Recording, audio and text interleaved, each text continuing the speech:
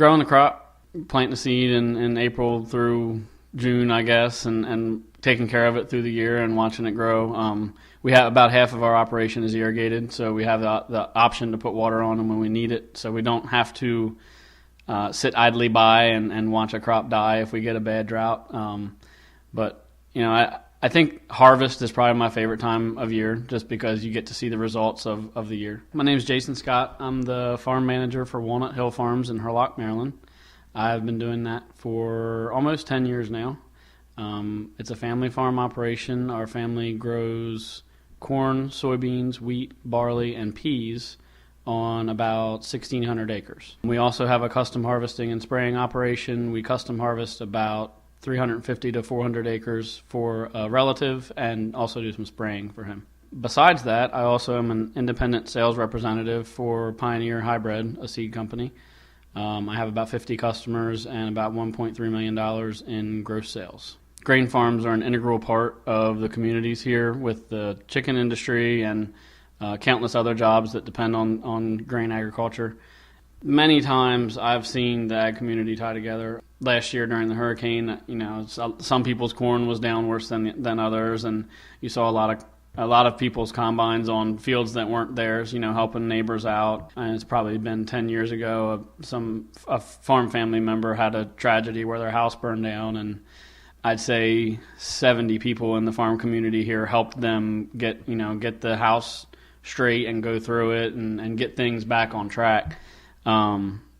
Tragedies like that are tough, but when the community can pull together, it's satisfying to see that. By an outsider's standards, our operation, which I don't consider huge, would be a factory farm by some people's standards. We till 1,600 acres, but it's a 100% family-owned operation. We don't own all of the land. We do rent some land. Most farms out there are family farms.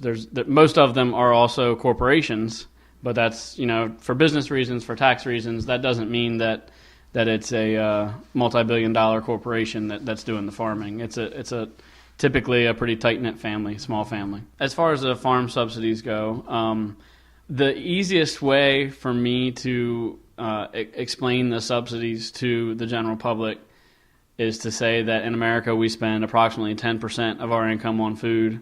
In Ethiopia, they spend 80% of their income on food. Recently was on a trip in Africa, and I was in relatively developed areas there. There were a lot of hungry people around, and you don't see that here in the States as much. We are in a global marketplace today. A good portion of the U.S. corn crop is exported, and what happens in China is going to affect my grain price here in Hurlock. And that's something I have to pay attention to. It takes a smartphone and it takes the internet, and we have to be pretty technologically advanced to be able to keep up with what's going on in the marketplace today. We have the cheapest, most reliable, safest food source in the world here in America, and I think that farm subsidies have helped build that. As far as the environmental subsidies go, agriculture is a major part of the problem in the Bay.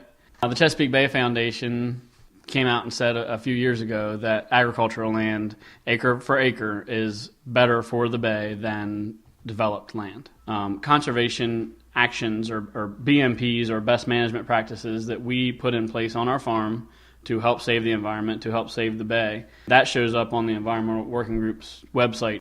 We are the only portion that has showed improvement. And in order for us to make some of these improvements, some conservation subsidies are going to be required and helpful. To be honest with you, when I went to college, I wanted to be an engineer. It didn't take me very long in College Park and engineering school and then into the business school to decide that I wanted to come back to the farm. I'm at least the sixth generation on each side, and it's in my blood. I love what I do. Every morning I wake up happy to go to work, and everything about it makes me happy.